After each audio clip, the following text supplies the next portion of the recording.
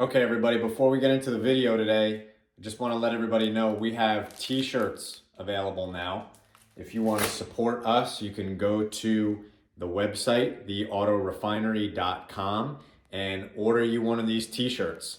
It's the only thing we have at the moment, but we will be growing the shop. We have 3 different colors. We have green, our logo, and it's what we do on the back. We have gray, and we also have navy blue. These are all Gildan shirts, pre-shrunk cotton. And we have anything from a medium to a 2XL at the moment.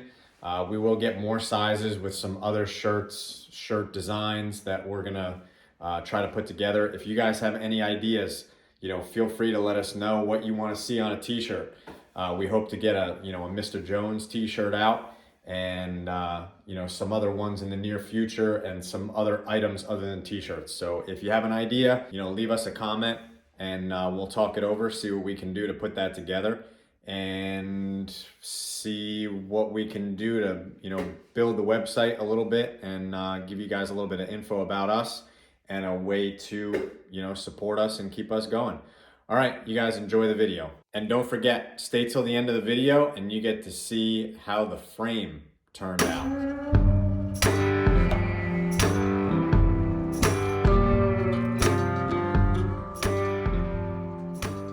Nasty in places because the car was really, really thin.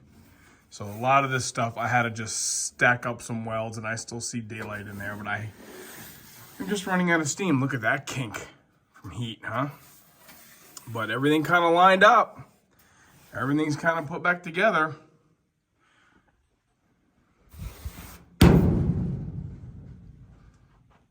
Mr. Jones don't have no round quarter panels. And so begins the task of metal finishing this repair. Bought some 36 grit mini flaps for the die grinder. And that's kind of what you can get with that if you work really, really carefully. What I'm really trying to do, I think, with the mini flaps is just even out all the welds to where they're one elevation from the work surface, if you will. That'll allow me to put the cutoff wheel on the die grinder and kind of work on that part of it. So I'm just kind of playing here. I want to kind of, experiment with my procedures. And then I think after lunch, I'll just tack up these holes. Round 1 of metal finishing is just grinding down the weld. Now, it looks like I've scratched the hell out of the metal here, which I probably have a little bit. But I do love this. I do love using a cutoff disc on edge. After I took the 36 grit mini flap just to make that even. And then this is what it looks like after the 36 grit mini flap disc. This is what it looks like after some very careful grinding on edge with this. Then I'll go through and I'll use a series of, mini flaps to polish. I was just experimenting, and now I know I have hours of work. So there's that. It's fun. I enjoy it, but man, oh man, is it time consuming. Hours to just get phase 1 of the grinding out of the way. Freaking hours. So that's just knocking down the welds, kind of reshaping things, There it is, though. There it is. So let me just hit this with a little bit of a coarse flap wheel to kind of even it up a little bit. But I just want to show off what it looks like. Not show off, I beg your pardon. I just want to show you what it looks like after phase 1 of the grinding. We do not intend to bodywork this. We intend to leave this. So I gotta really, really be good on this one. A very wise man once told me, walk away. Stevie, walk away. You start making a good thing worse. You keep rubbing on it. You keep messing with it. Walk away. You know, there's a low spot here. I got to decide how crazy I'm going to get, you know, with this old smashed up car. I don't like that. I think I'm going to, you know, work on that a little bit. But there is a bit of a dent here anyway. But there it is. What do we think? Let's do this. Let's do this for argument's sake. Let's pull the pin. Let's set all Mr. Jones right here.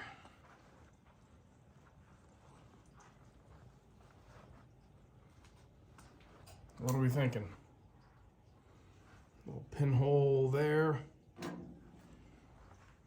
We'll clean up that paint line so that it looks a little bit prettier.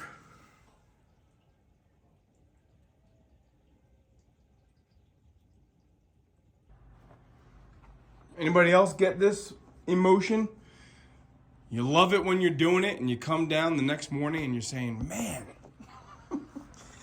Hey. Well, look, I'm not a trained body man. I'm a self-taught guy. I mean, you can I got more work to do if I want to make it look like. Look, everybody knows this car's had pieces welded in it. You know, and I'm trying to metal finish this thing like I'm some master fabricator. I'll have to work on this a little bit more.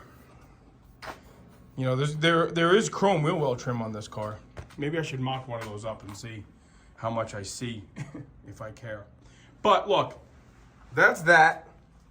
And, you know, if I want to get down on myself, which I don't want to do, I can say, well, that all looks a hell of a lot better than this. So let's flip this thing over, you know, driver's side high, so I can stand up and try to make all it is. Because this, remember, this quarter panel really gave me some fits because it's rotted kind of much higher than the other side.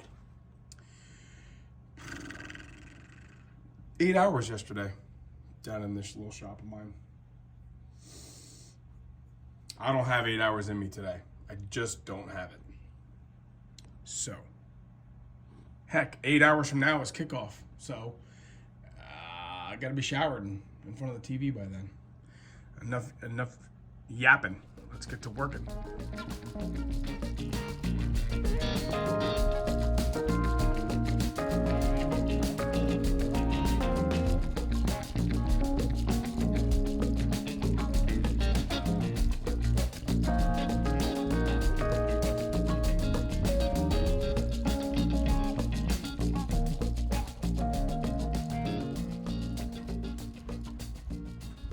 There it is, driver's side, first round of grinding done. Okay? Now we're just gonna put on a little flap disc, see if we can't clean this thing up. And that's that. You know, let me play around a little bit. It's definitely rough looking, but it's there. It's one piece. Okay? Well, I guess the first and final stages of metal finishing are kind of sort of behind me. Again, we discussed that we're gonna save these for separate repairs as opposed to tying them into the wheel well lips at the same time. The wheel well moldings on this side, wheel well molding, on the driver's side, definitely does not cover the repair. And you can see this line here, see if I can get you guys can see the line, the weld line, for sure. And there's definitely a couple things that I'm not happy with. As hard as I tried to keep the metal from warping, there was dents in the quarter panel and I opted to leave them. Unfortunately, what that did is that steered this piece around quite a bit. I remember having to really manipulate the original portion of the car to match that of the replacement patch. So when I did that, it created, before I even started to weld, it created a little bit of a, you know, a wave because you could see these dents here. Joe really wanted to leave them. And I agreed because, you know, then where do we stop, right? And there was really no way to work on those dents with the sheet metal hanging in the wind. I'm not making excuses, I'm just explaining, you know, how things kind of unfolded here for me. So I still have to work this line here a little bit because we don't intend to put any body filler here. At least that's what was our original plan. I don't know. Go to a car show. The few guys here that care about looking at it, I think they're going to like it no matter what. You know, they're going to be a little bit biased. You guys are a little biased. Here's how the passenger side looks. And this side, the repair is basically right on the wheel well line lip, which is really what I had wanted to do, and I would have loved to be able to do that on the driver's side. But didn't work out that way. Not totally discontent, you know. It's just tough. It's hard stuff, and anybody who's seen it done on YouTube, and you know, and it's just tough. But it's fun. It's really like intoxicatingly fun. You really have a good time. Well, I do. You know, playing around with it and making it as good as you can. But it's certainly a lot different than welding two fresh pieces of metal together. It is certainly different because the car has a mind of its own, and you start popping and burning and burning and popping, and it's a real mess. But once you've cut your donor part, it doesn't matter if you keep burning holes through there. You got to do something, right? But okay, I'm calling it a day. It's almost kickoff. I'm done. I think the body lines kind of line up pretty good. And there you have it. And again, Joe's homework when this car's running is to completely and entirely encapsulate these rear quarters with rubber. That's his homework. Everybody's got to help him do it. Encourage him. Egg him on. See him at a car show. Do a burnout. Got to. All right. Like I say, tell me I'm doing a good job. Tell me this is all worth it. Not quite an 8-hour day, but thanks for watching. This could be the last of the quarter panel videos that we show you. You're welcome. You don't have to thank me out loud now, but you're welcome. We won't talk about these stinking quarters. This is just right up there with inner rocker talk. Remember those days? But okay, thanks for watching. I really do hope that Joe and I put our heads together and we come up with some other portion of this car to work on that isn't so maybe entirely hideous, but lots more body panels to go. All right, here we are. Attempt number 3. No insult to Joe, John, or Seamus. This is a very tough task to get this thing sandblasted. So I called in the big guns.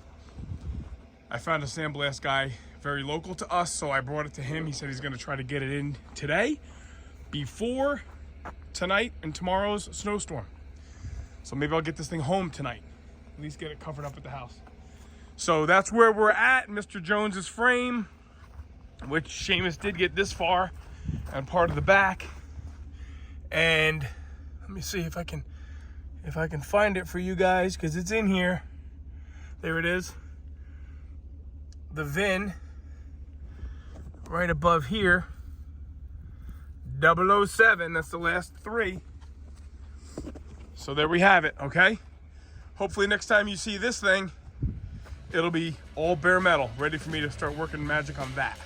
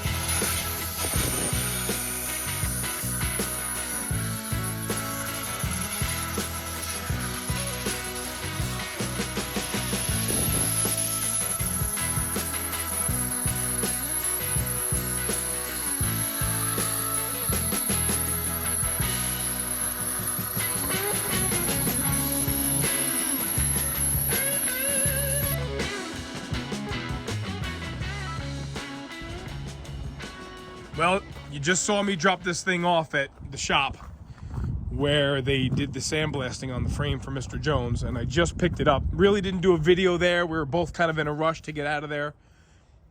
But Hudson Valley Sandblasting in Hudson Valley, New York is our savior. We would have been whittling on this thing for some time. I mean, it has really come out really pretty clean, man. You know, all the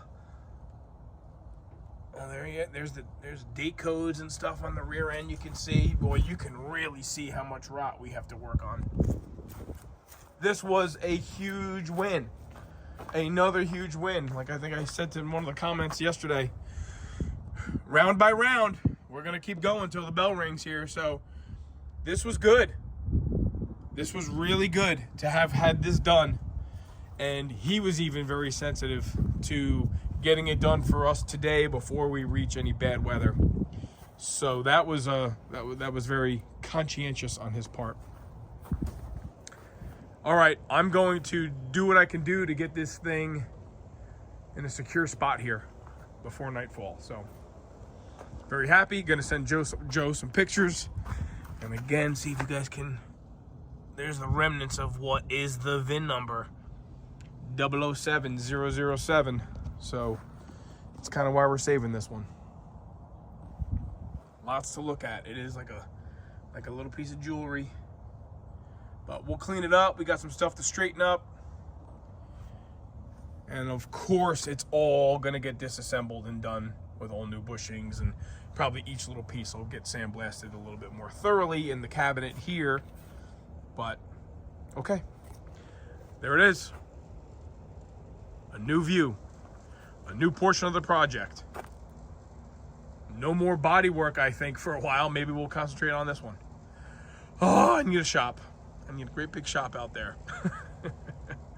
Okay, I'm happy.